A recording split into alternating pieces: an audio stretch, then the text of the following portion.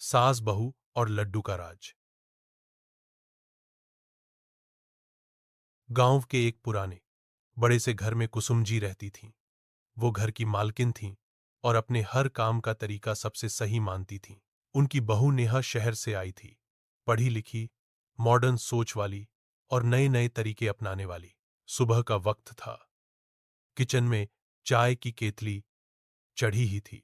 तभी कुसुम जी ने देखा कि नेहा बेसन की जगह ओट्स और शुगर फ्री पाउडर निकाल रही है। अरे बहू, ये क्या निकाल रही हो? ओट्स से भी कभी लड्डू बनते हैं? कुसुम जी भड़क उठी। अरे बहू, ये क्या कर रही हो?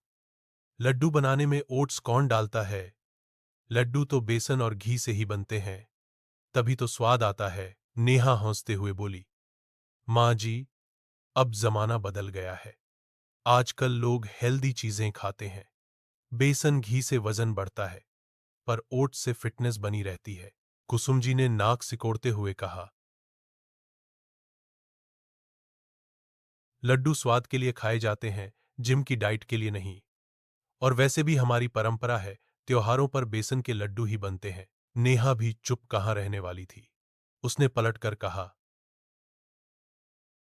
परंपरा अपनी जगह, लेकिन सेहत भी जरूरी है माँ जी। अब अगर लोग हेल्दी लड्डू पसंद करें तो नुकसान क्या है? दोनों की नोकझोंक इतनी बढ़ गई कि घर का ड्राइंग रूम भी सुनने लगा। अजय किचन में आया और माथा पकड़ते हुए बोला, हे भगवान, सुबह सुबह आप दोनों शुरू हो जाती हो। मैं ऑफिस जा रहा हूं, लेकिन शाम को मेहमान आने वाले हैं। कम से कम तब तक शांति रखिएगा। अजय चला गया, मगर सास बहू ने ठान लिया था, आज शाम को देखेंगे किसके लड्डू सबको ज्यादा पसंद आते हैं। शाम का मुकाबला शाम होते ही घर में तैयारियों की गहमागहमी थी। कुसुम जी ने अपने पुराने नुस्खे से बेसन घी ड्राई फ्रूट लड्डू बनाए। हर लड्डू से खुशबू फैल रही थी। उधर नेहा ने मॉडर्न अंदाज में ओट्स शुगर फ्री लड्डू तैयार किए, ऊपर से बादाम पिस्ता सजाए और प्लेट को बहुत सुंदर ढंग से सजाया।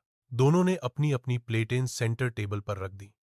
ड्राइंग रूम का माहौल ऐसा था मानो कोई प्रतियोगिता हो रही हो। कुसुम जी की आंखों में आत्मविश्वास था, तो नेहा के चेहरे पर चुनौती। मेहमानों का फैसला मेहमान आए। सबने दोनों तरह के लड्डू उठाकर खाने शुरू किए। सास अपनी प्लेट की ओर देख रही थीं, बहू अपनी। दोनों मन ही मन सोच रही थीं,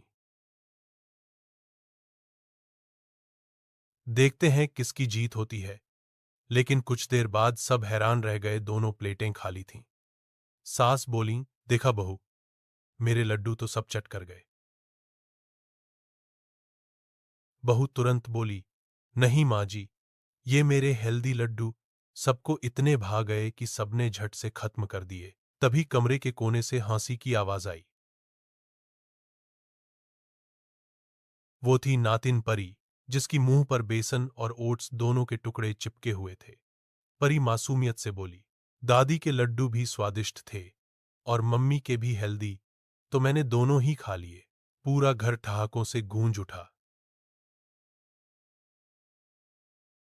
अंत कुसुम जी ने हौंसते हुए बहू से कहा, बहू, सच कहूं तो तेरे लड्डू भी बुरे नहीं थे। शायद नई पीढ़ी को यही चाहिए।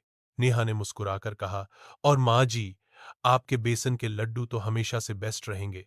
अगली बार दोनों मिलकर बनाएंगे। दोनों ने एक दूसरे का हाथ थाम लिया। अजय ने चैन की सांस ली और बोला, वाह, अब घर में लड्डू भी मीठे और रिश्ते भी।